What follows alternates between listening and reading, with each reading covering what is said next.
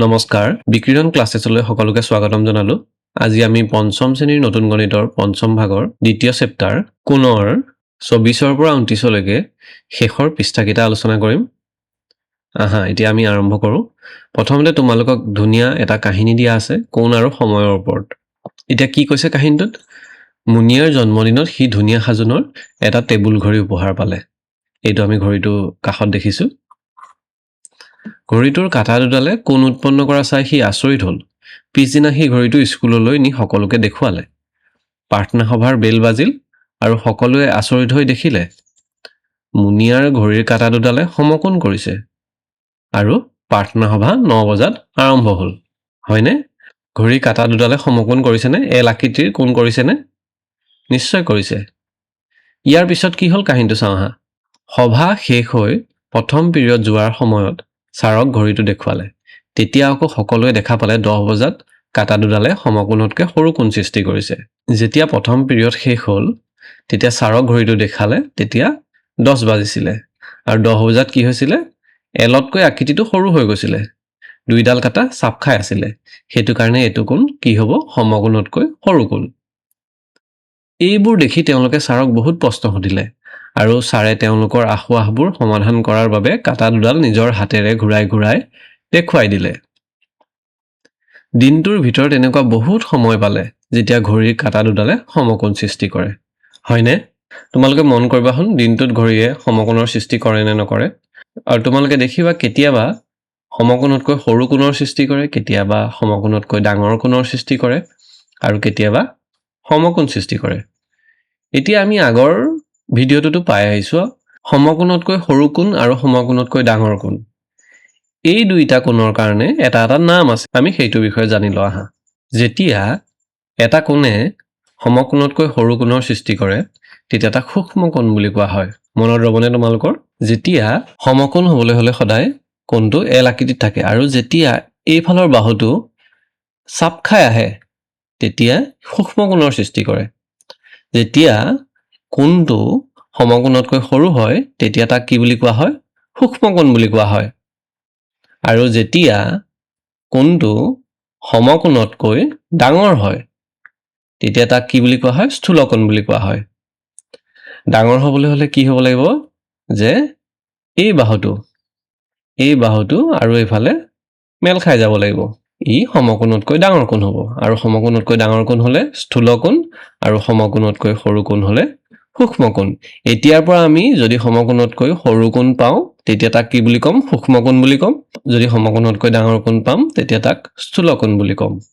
অথনি আমি কাহিনীটোত আমি এটা কথা গম পাইছিলো যে মুনিয়াৰ ঘড়ীটো 9 বাজতে সমকোণৰ সৃষ্টি হৈছিল এতিয়া আমি চাওঁচোন 9 বজাৰ লগে লগে কি হয় এই কাটাডালে আৰু এই কাটাডালে এই দুডাল মিলি এল আকৃতিৰ সৃষ্টি কৰে ই এইখিনিতে এটা সমকোণৰ সৃষ্টি কৰে তেতিয়াহলে আমি গম পালো যে 9 বজাৰ লগে লগে কি হয় ঘড়ী কাটাডালে সমকোণৰ সৃষ্টি কৰে এতিয়া যদি আকৌ তোমালোকক সমকোণ হোৱাকৈ কাটা দুডাল আঁকিবলৈ দিয়ে পাৰিবানে 3 বজাতো সমকোণৰ সৃষ্টি কৰিব হয় নহয় 3 বজাতো ঘড়ীৰ দুইডাল কাটাই সমকোণৰ সৃষ্টি কৰিব এতিয়া যদি এডাল কাটা তোমালোকে 3 ৰাখা আৰু এডাল কাটা 6 ৰাখা তেতিয়া ই সমকোণৰ সৃষ্টি কৰিব ই তেতিয়া পুনৰ এল আকৃতি হ'ব হয়নে কিন্তু এইখিনিতে এটা কথা আছে যেতিয়া মিনিটৰ কাটাডাল পুৰা 12ত থাকিব এনেদৰে তেতিয়া ই সমকোণৰ সৃষ্টি কৰি থাকিব যেতিয়া এনেদৰে পুৰা মিনিটৰ কাটাডাল 12ত থাকে তেতিয়াহে ঘণ্টাৰ কাটাডাল 3ৰ পোনে পোনে থাকে সংখ্যাটোৰ পোনে পোনে থাকিব লাহে লাহে যেতিয়া 12ৰ পৰা মানে 3টা বজাৰ পৰা 3টা 10 হ'ব তোমালোকে ঘড়ীটো মন কৰিবা হন যেতিয়া 3টা 10 হ'ব তেতিয়া ঘণ্টা কাটাডাল পুৰা 3 পোনে পোনে নাথাকে তেতিয়া 3তকৈ অলপ তললৈ নামি আহে তাৰ পাছত 3টা 10ৰ পৰা যেতিয়া আকৌ 3টা 20 হ'ব যেতিয়া 3টা 20 হ'ব তেতিয়া কি হ'ব আৰু অকমান তললৈ নামি আহিব ঘণ্টা কাটাডাল আৰু যেতিয়া 3:30 বাজিব তেতিয়া কি হ'ব তেতিয়া ঘণ্টাৰ কাটাডাল আৰু তললৈ নামি আহিব ফলত 3:30 বজাত এই কাটা দুডালে প্ৰকৃততে সমকোণৰ সৃষ্টি নকৰে 3:30 বজাৰ পৰা মিনিটৰ কাটাডাল যদি আৰু অলপ আগবাঢ়ি যায় 3:32 হে সমকোণৰ সৃষ্টি কৰে। তোমালোকে নিশ্চয় ধৰিব পাৰিছা আৰু হয়নে নহয় কথাটো তোমালোকে মন কৰিবা। আহা এতিয়া আমি সূক্ষ্ম কোণ হোৱাকৈ ঘড়ীৰ কাঁটা দুডাল আঁকো, ঘণ্টাৰ কাঁটাডাল আৰু মিনিটৰ কাঁটাডাল। এতিয়া কেতিয়া সূক্ষ্ম কোণ হ'ব? 10 বজাত। 10 বজাত কি হয়? সমকোণতকৈ সৰু কোণ হয়, অৰ্থাৎ সূক্ষ্ম কোণ হয়। 9 বজাত আমি পাইছিলোঁ সমকোণ হয় বুলি। 9 বজাৰ পৰা এই কাঁটাডাল যদি এইফালে চাপ খাই যায় তেতিয়া কি হ'ব? 10 বাজিব। 10 বজাত গতিকে কি হ'ব? সমকোণতকৈ সৰু কোণ অৰ্থাৎ সূক্ষ্ম কোণ সৃষ্টি হ'ব। আকৌ কেতিয়া সূক্ষ্ম কোণ পাম? যেতিয়া 10:40 হ'ব। 10:40 কি হ'ব? সমকোণতকৈ সৰু কোণ হ'ব। আকৌ যদি আমি চাওঁ 4:30 কি হ'ব? সূক্ষ্ম কোণ হ'ব। এইটো এটা সমকোণতকৈ সৰু কোণ, হয়নে? তোমালোকে নিজেও মন কৰিবাচোন কেতিয়া কেতিয়া সূক্ষ্ম কোণৰ সৃষ্টি হয়। এতিয়া আহা আমি স্থূল কোণ আঁকো, অৰ্থাৎ সমকোণতকৈ ডাঙৰ কোণ। এতিয়া 10:15 কি হ'ব?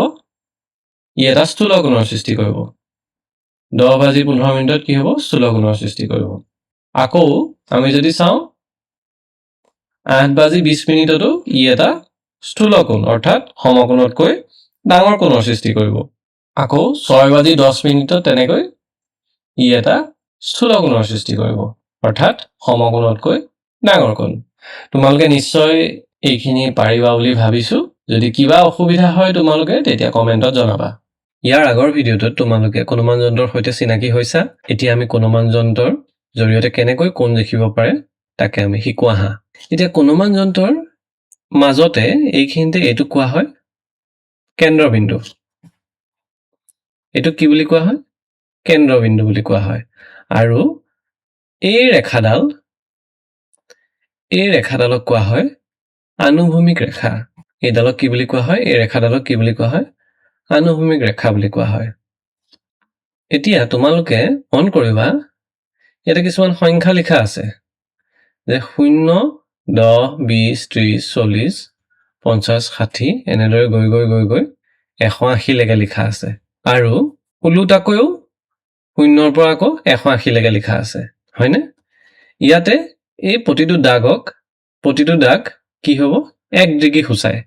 তোমালোকে মন কৰিবা ইয়াতে কিছুমান সৰু সৰু দাগ দিয়া আছে আৰু সেই দাগবিলাক ইয়াৰ পৰা ইয়ালে 1, 2, 3, 4, 5 আকৌ যদি ওপৰত চোৱা 6, 7, 8, 9, 10 আৰু 10ত 10 বুলি লিখা আছে। তেনেকে 10টা দাগৰ মূৰে মূৰে সংখ্যাবিলাক লিখা আছে। এতিয়া এই 10 যে লিখা আছে এইটো কোৱা হয় 10 ডিগ্ৰী।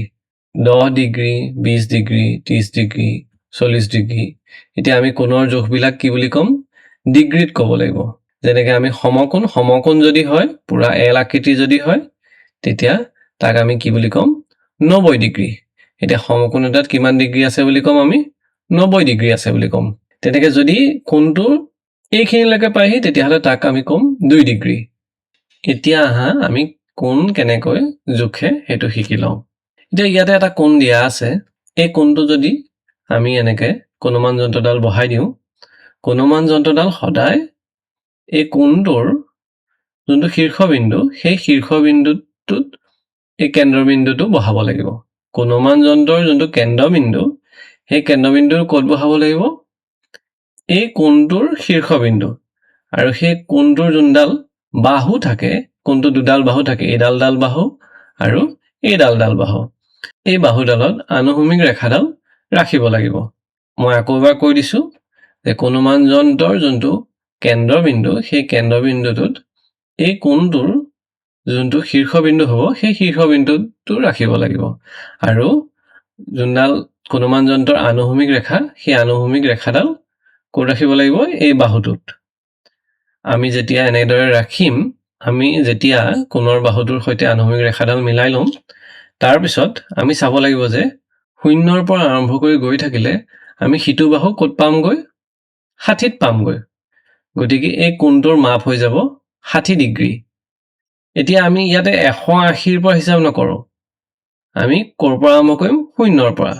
আনুভূমিক ৰেখাডাল যোনটো বাহুৰ লগত মিলি থাকিব মিলি থাকিলে সদায় আমি শূন্যৰ পৰা আৰম্ভ কৰিম সদায় ক'ৰ পৰা আৰম্ভ কৰিম শূন্যৰ পৰা আৰম্ভ কৰিম আৰু আৰম্ভ কৰি সেই দাগে দাগে গৈ থাকিলে হ'ল যে 60 ডিগ্ৰী হ'বগে এতিয়া এই বাহুটোত আমি দুটা সংখ্যা পাইছো 120 আৰু 60 কিন্তু ইয়াতে আমি কোনটোৰ মাপ 60 হে হ'ব কাৰণ ইয়াত আমি শূন্যৰ পৰা আৰম্ভ কৰিছো আৰম্ভ কৰি আমি 60 ডিগ্ৰী পাইছো ইয়াতে 60 ডিগ্ৰী নে 120 ডিগ্ৰী হেতু খেলিমেলি নহবৰ কাৰণে তোমালোকে মন কৰিব লাগিব ইয়াতে তলৰ বাহুটোৱে আনুভূমিক ৰেখাৰ লগত যোনটো মিলি আছে হেতুৱে শূন্যক স্পৰ্শ কৰিছে আৰু শূন্যটো ওপৰত আছে নে তলত আছে শূন্যটো যদি ওপৰত আছে তেতিয়া হলে এইফালেও আমি চাব লাগিব যে ওপৰত কোনটো মান আছে ওপৰত 60 আছে গতিকে এইটো হৈ যাব 60 ডিগ্ৰী ঠিক সেইদৰে কোনটো যদি এনেদৰে থাকে তোমালোকে চাব লাগিব তলৰ যোনটো বাহু আনুভূমিক ৰেখাৰ লগত মিলি আছে সেই মিলি থকা ৰেখাটোৱে শূন্যক স্পৰ্শ কৰি আছে আৰু শূন্যটো তলত আছে নে ওপৰত আছে শূন্যটো আমি দেখিছো তলত আছে গতিকে ইয়াতে মানটো হৈ যাব 120 যেহেতু শূন্যটো তলত আছে আৰু ইয়াতে 120 টো তলত আছে গতিকে এই কোণটোৰ মাপ হৈ যাব 120 ডিগ্ৰী তোমালোকে কথাটো বুজি পাইছা এতিয়া আহা আমি কোণবোৰ জোখো এতিয়া ইয়াতে আমি চাম যে ইয়াতে যোনটো তলৰ বাহু আছে তলৰ বাহুটো আনুভূমিক ৰেখাৰ লগত ভালদৰে মিলিছে নে আৰু এই যোনটো শীৰ্ষবিন্দু এই শীৰ্ষবিন্দুটোত কোণমান যন্ত্ৰৰ এই কোণটোৰ শীৰ্ষবিন্দুটো কোণমান যন্ত্ৰৰ কেন্দ্ৰবিন্দুৰ সৈতে মিলিছে নে নাই প্ৰথমতে চাই লম তাৰপিছত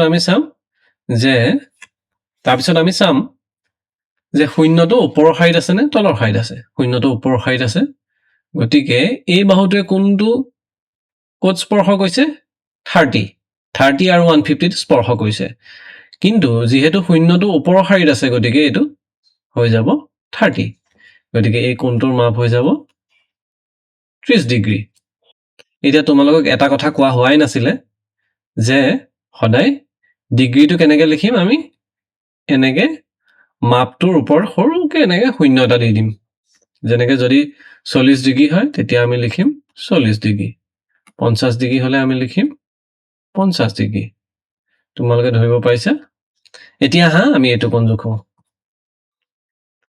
এতিয়া আমি চাম প্ৰথমতে আনুভূমিক ৰেখাৰ লগত মিলিছে নে মিলি আছে কোণটোৰ শীৰ্ষবিন্দুটোৱে কোণমান যন্ত্ৰৰ কেন্দ্ৰবিন্দুটোৱে মিলি আছে এতিয়া ইয়াতে শূন্যৰ পৰা আৰম্ভ হ'ব শূন্যটো ওপৰত আছে এনেকৈ ওপৰে আমি চাম যে এই বাহুডালে কোণ স্পৰ্শ কৰিছে 120ত স্পৰ্শ কৰিছে গতিকে এই কোণটোৰ মাপ হৈ যাব 120 ডিগ্ৰী এই কোণটো যদি চাও যে এইফালে আনুভূমিক ৰেখাৰ লগত মিলি আছে কোণটোৰ শীৰ্ষবিন্দু আৰু কেন্দ্ৰবিন্দু মিলি আছে আৰু এইফালে ইয়াৰ পৰা আৰম্ভ কৰিম গতিকে শূন্যটো ওপৰৰ শাৰীত আছে গতিকে আমি চাম যে এই বাহুটো কোণ স্পৰ্শ কৰিছে ইয়াত 160 গতিকে ওপৰৰ মানটো হৈ যাব 160 গতিকে কোণটোৰ মাপ হৈ যাব 160 ডিগ্ৰী এতিয়া ইয়াতে যদি চাও যে মিলি আছে আনুভূমিক ৰেখাৰ লগত মিলি আছে ধুনীয়াকৈ কেন্দ্ৰবিন্দুটোৱে শীৰ্ষবিন্দুটোৱে মিলি আছে আৰু শূন্যৰ পৰা আৰম্ভ কৰিলে শূন্যটো ওপৰৰ শাৰীত আছে গতিকে ইয়াতে হৈ যাব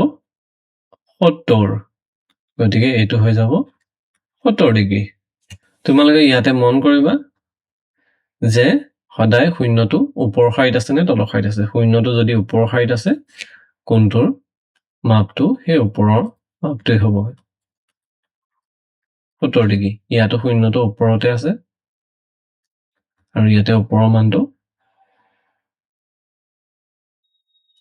120 গতিকে এইটো হৈ যাব 120 ডিগ্ৰী সদায় শূন্যৰ পৰা আৰম্ভ হ'ব ওপৰৰ মানটো 30 গতিকে এইটো হৈ যাব 30 ডিগ্ৰী 30 ডিগ্ৰী ইয়াতে শূন্যটো ওপৰত আছে এটা চাম এটো 160ত বাহুটোৱে স্পৰ্শ কৰি আছে গতিকে এইটো হৈ যাব 160 ডিগ্ৰী হয়নে তোমালোকে পাৰিবা বুলি ভাবিছো তোমালোকে সদায় মন কৰিবা কোণমান যন্ত্ৰৰ সহায়ত যেতিয়া কোণৰ মাপ লোৱা হয় তেতিয়া সদায় আনুভূমিক ৰেখাৰ লগত মিলি থাকিব লাগিব যদি এনেদৰে লোৱা তেতিয়া হলে এটো ভুল হ'ব ইয়াতে আনুভূমিক ৰেখাডালে এই বাহুডালে মিলি থকা নাই ইয়াতো কেন্দ্ৰবিন্দু আৰু শীৰ্ষবিন্দু মিলি থকা নাই এইটো হৈ গ'ল শীৰ্ষবিন্দু এইটো হৈ গ'ল কেন্দ্ৰবিন্দু আৰু এইটা মিলি থকা নাই আনুভূমিক ৰেখাও মিলি থকা নাই গতিকে এনেকে নহব এইটোত যদি চাও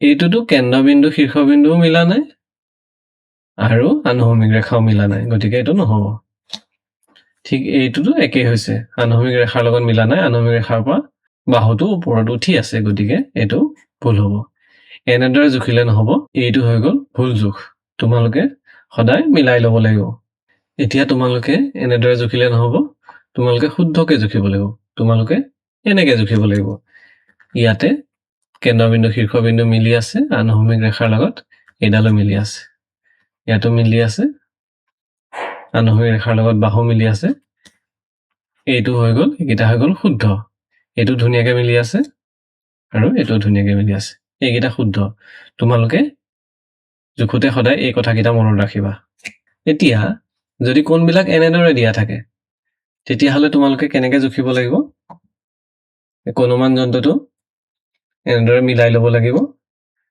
যে ইয়াৰ শীৰ্ষবিন্দুটোৱে কেন্দ্ৰবিন্দুটোৱে মিলাই ল'ব লাগিব আনুভূমিক ৰেখাৰ লগত ইয়াৰ বাহুডাল মিলাই ল'ব লাগিব কোণটো বেকা হৈ থাকিলেও একো কথা নাই আৰু যেহেতু ইয়াত শূন্য স্পৰ্শ কৰিছে শূন্যটো ক'ত আছে ওপৰৰ ঠাইত আছে গতিকে ইয়াৰ মানটো হৈ যাব এইটো এতিয়া ইয়াতে এইটো কি হ'ব 100 ৰ পৰা কেই ঘৰ এফালে আছে 1 2 3 4 5 গতিকে ইয়াৰ মানটো হৈ যাব 105 ডিগ্ৰী হয়নে ইয়াতে মানটো লিখি দিয়া নাই কিন্তু তোমালোকে ইয়াৰ পৰা হিচাপ কৰিব লাগিব এটা দাগত 1 ডিগ্ৰী হ'ব 101 102 103 104 আৰু 105 এই বাহুডালে 105ত স্পৰ্শ কৰিছে গতিকে হৈ যাব 105 ডিগ্ৰী এতিয়া এইটোৰ ক্ষেত্ৰত তোমালোকে এনেকৈ ল'ব লাগিব সদায় কেন্দ্ৰবিন্দুটোৰ লগত শীৰ্ষবিন্দুটো মিলাব লাগিব সদায় কেন্দ্ৰবিন্দুটোৰ লগত শীৰ্ষবিন্দুটো মিলাব লাগিব আৰু আনুভূমিক ৰেখাৰ লগত বাহুডাল মিলাই ল'ব লাগিব মিলাই লোৱাৰ পাছত আমি কি চাম